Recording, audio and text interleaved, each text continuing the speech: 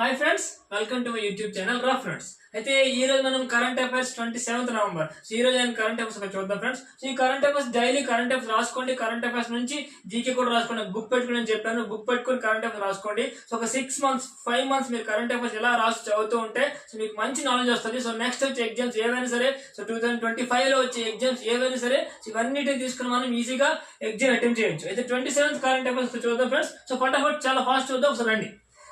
Supreme Court approves urgent land acquisition for the Yamuna Expressway development. So Supreme Court land acquisition development ని approve చేసింది. Supreme court Yamuna express way develop చేయడం కోసం ఈ land acquisition ని approve చేసింది. అంటే యమునా నది తీరాన ఎక్స్ప్రెస్ వే డెవలప్ చేస్తున్నారు. ఆ చుట్టుపక్కల ల్యాండ్ ఎక్విజిషన్, సో వితౌట్ ఎవరి పర్మిషన్ లేకుండా ల్యాండ్ తీసుకోండి అని సుప్రీం కోర్ట్ ఆఫ్ ఇండియా మనకి నిన్న అప్రూవ్ చేసింది. అయితే చీఫ్ జస్టిస్ ఆఫ్ ఇండియా ఎవరు? Sanjay Khanna. So chief justice of India Sanjeev Khanna, గుర్తుపెట్టుకోండి. సో దీని నుంచి chief justice of India Sanjeev Khanna, supreme court అలా అప్రూవ్ చేసింది. Supreme court chief justice of India Sanjeev Khanna. Okay, next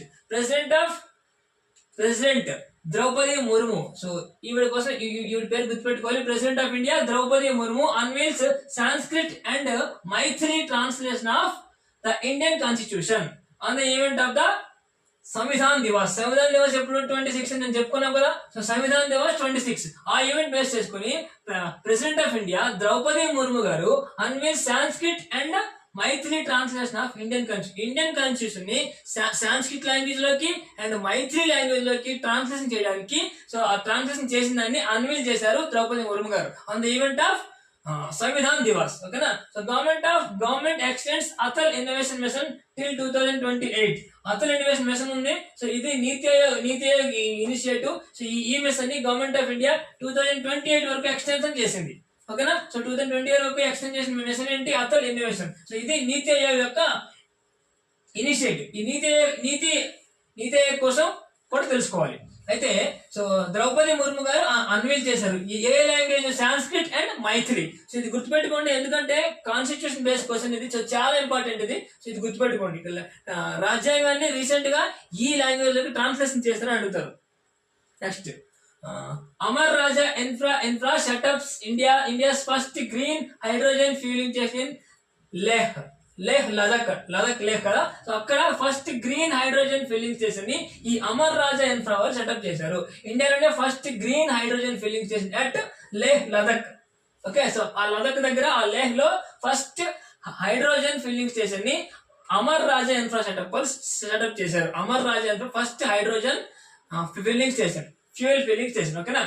next Jammu and Kashmir celebrate the first constitution Diwas since 1950. ఇది కూడా చాలా important bit friends, ఎందుకంటే constitution Diwas, Samvidhan Diwas 26 November. So Jammu Kashmir కి ఎంతవరకు రాజ్యాంగం, ఎంతవరకు లాస్ట్ ఇయర్ వరకు జమ్మూ కాశ్మీర్ కి సపరేట్ కాన్స్టిట్యూషన్ ఉంది. సో మనం కాన్స్టిట్యూషన్ లో ఏం చదువుకున్నా సరే ఎక్సెప్ట్ జమ్మూ కాశ్మీర్ అంటారు.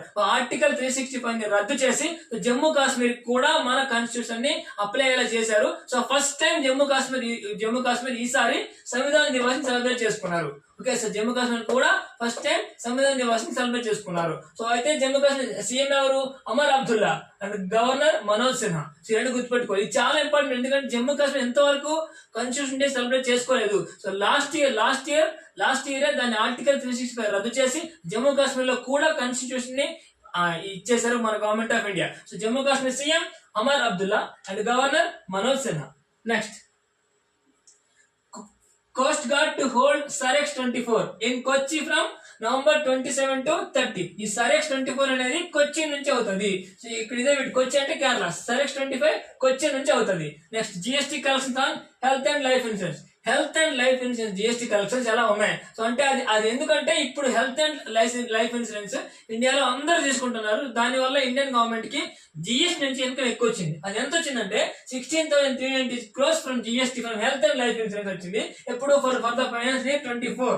So reflecting a significant of 680% increase from the 2101 crores in financial year 20. So financial year 20 లో ఈ జిఎస్టీ ఓన్లీ 2101 crores ఉంది. అది ఇప్పుడు financial year 24 లో 16,398 crores అయింది. అంటే ఇండియన్ పీపుల్ ఈ లైఫ్ ఇన్సూరెన్స్ ని, హెల్త్ ఇన్సూరెన్స్ ని ఈ 3-4 years లో చాలా ఎక్కువగా తీసుకున్నారని చెప్పి అర్థం అది. సో అందుకనే గవర్నమెంట్ ఆఫ్ ఇండియాకి జిఎస్టీ ఎక్కువ వచ్చింది. And Rashtriya Swasthya beam Yojana and జన అభియాన్ యోజన పాలసీలకి ఈ జిఎస్టీ వర్తించదు. అంటే చూడండి, రాష్ట్రీయ స్వాస్థ్య బీమా యోజన అండ్ జన అభియాన్ యోజన ఆరోగ్య బీమా పాలసీ, సో జన ఆరోగ్య బీమా పాలసీ, ఈ రెండు పాలసీలకి ఈ జిఎస్టీ అనేది వర్తించదు. నీల్ జిఎస్టీ ఉంటుంది ఈ రెండు పాలసీ. మిగిలిన అన్ని health and insurance policy GST ఉంది. సో ఫైనాన్షియల్ ఇయర్ 20లో 2101 crores ఉన్నది, 24 లో 16,000 crores అయింది. సో అంటే total 6.680% growth in the GST of health and life insurance.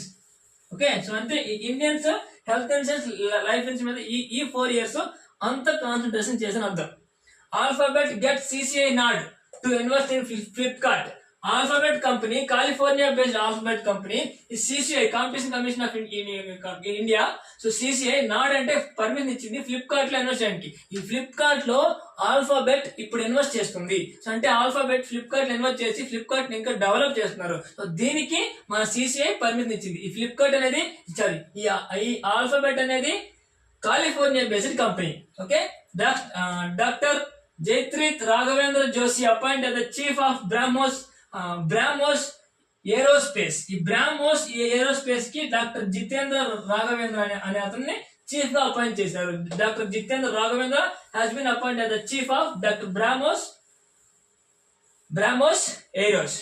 Next, exploring physics beyond the Higgs boson launches. Exploring physics beyond the Higgs, ఈ book name ఇది, exploring physics beyond the Higgs boson. So అది రాసింది ఎవరంటే authored by Manik Kotwal and translated by the Pinto and Manik Kotwal. So ఇతను author అయితే ఇతను translate చేశారు exploring physics beyond the Higgs boson. Okay, exploring physics beyond the Higgs boson. Next, Bertrand Brands, renowned South African writer, dies at 85. So ఈ Breyten బ్రెనెవర్ అనే అతను south African writer, అతను నిన్న చనిపోయాడు.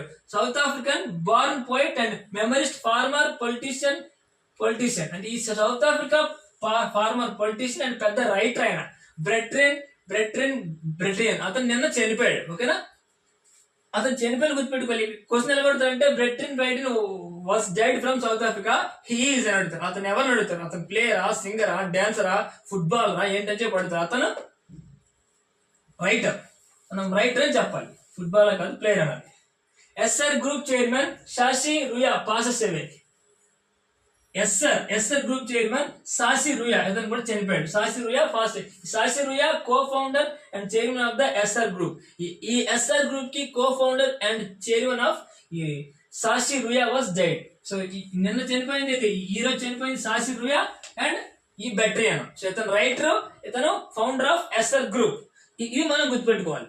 ఓకేనా friends, thank you friends. So ఇలా రోజు జీకేని మనం చదువుకుంటూ దాని నుంచి స్టాక్ జీకేని తీసుకుంటూ ప్రిపేర్ అవుతుంటే ఒక 6 months 7 months జీకే, సో అప్పుడున్న ఎగ్జామ్స్ కి చాలా ఉపయోగపడుతుంది. థ్యాంక్ యూ ఫ్రెండ్స్, లైక్ చేయండి, షేర్ చేసుకోండి, please subscribe to my YouTube channel. Thank you friends, thank you so much.